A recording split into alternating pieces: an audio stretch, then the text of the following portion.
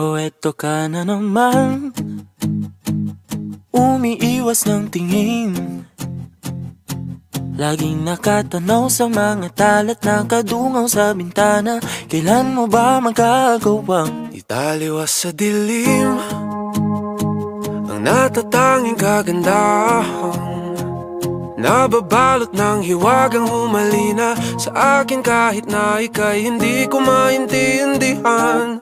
Nais masilayan ang iyong mga matang puno ng lihim at ng kislan. Mananatili na nga lang bang isang estranghero pagbibigyan ng puso ko? Natuturete sa'yo, hindi alam kung bakit ba ako nabighani sa iyo. Hindi alam kung